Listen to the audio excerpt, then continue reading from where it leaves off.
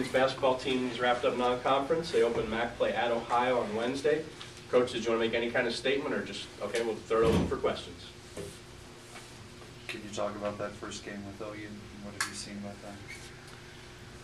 You know, it's a new season, so we have to put non-conference behind us. We're proud of our accomplishments, and I thought we got better throughout non-conference. But now, conference play, where everyone's going to know everything about your players, about your system.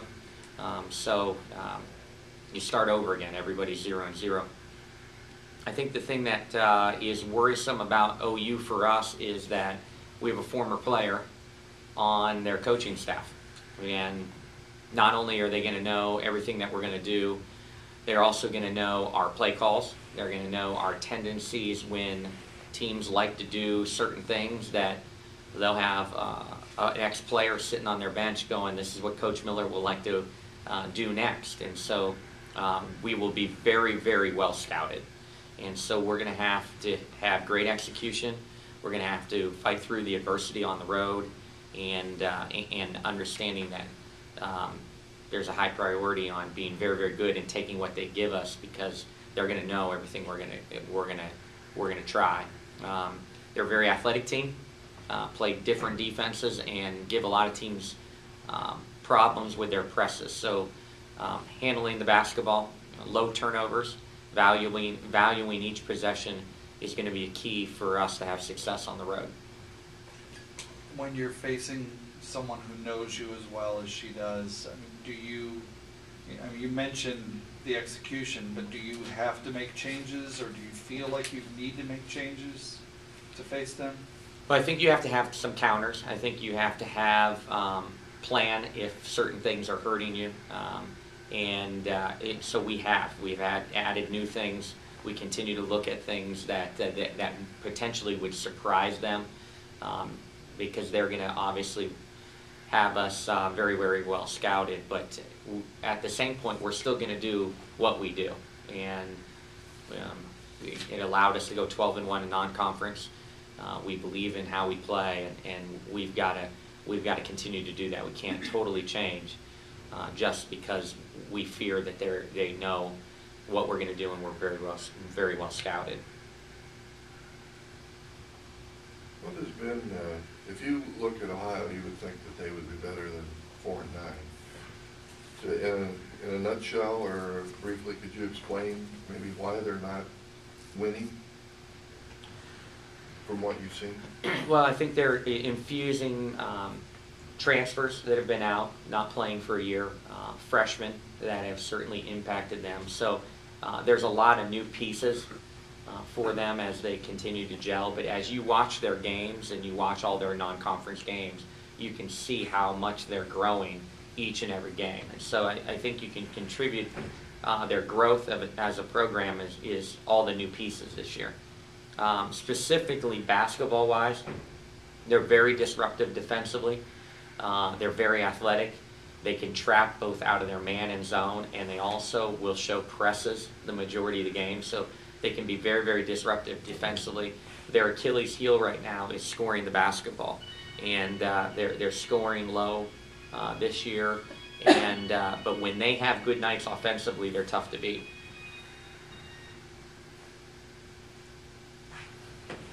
Coach, will you take a look around the league? As you enter the non-conference, is there particular teams that surprise you, good or bad? We're just kind of your snapshot on where the league is entering non-conference. Similar to what I thought coming into the year, very, very deep and top-heavy.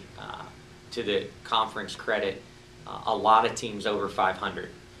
We have a very, very good conference RPI. 12 is as high as we've been this decade, and it equals that 12 this year coming out of non-conference, and that happens by teams winning games. So a lot of teams over 500, a lot of teams having success in non-conference. I think you're very, very top-heavy.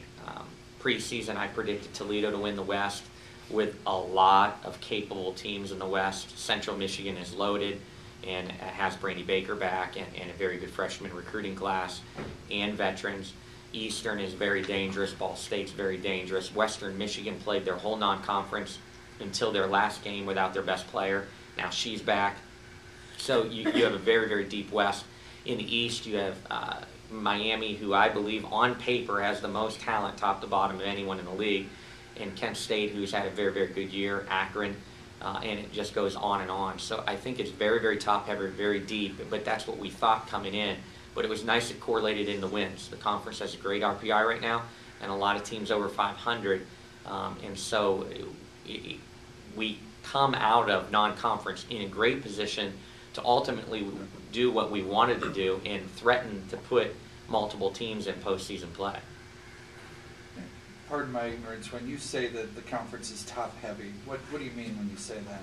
I think they're going into the conference, there's a lot of teams that can claim the ability to win the conference regular season over a 16-game schedule. Some years you may have 3 to 5. This year I think it's 5 to 8 or maybe more. If you ask me right now, teams could get hot and win this conference. And I think this year, as you watch over the 16-game schedule, injuries are going to be a key factor in this conference race, and who can get on a roll and find ways to win games on the road, certainly.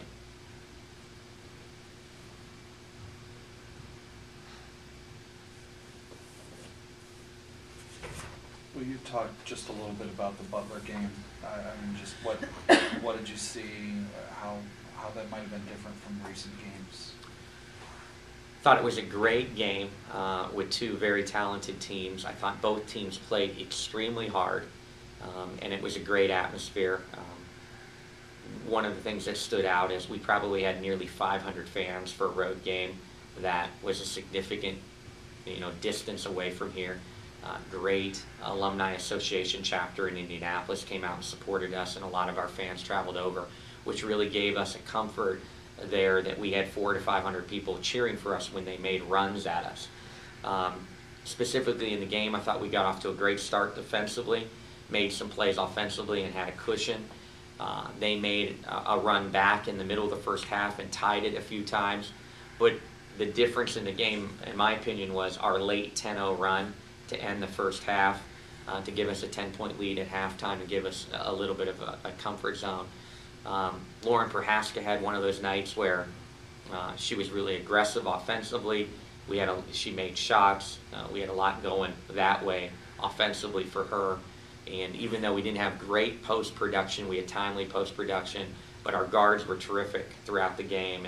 And they really wanted to take away the guards. And when their game plan to take away the guards, and our guards still had the nights that they had, we played really well, and I was fired up. That was a big home victory, a big road victory for us, with a team that had been 16-2 over their last 18 games at home.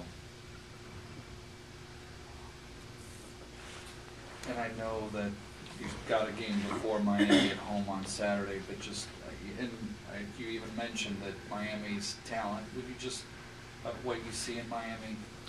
I haven't watched a second of Miami film yet, but I will tell you, knowing their roster as well as we do, they have as good of a backcourt at the mid-major level as there is in the country. They're led by outstanding sophomore Courtney Osborne. They got great length at the wing position with kids that are able to make threes. They got depth at the guards position, better depth this year at the guard position they've had in the past, so they just keep fresh, talented guards on the floor. And their post player is very underrated. So without watching a second of film on Miami, I have ultimate respect for their roster, and again, a reason why I believe that top to bottom, they have the deepest roster in the league. Yeah. Thank you.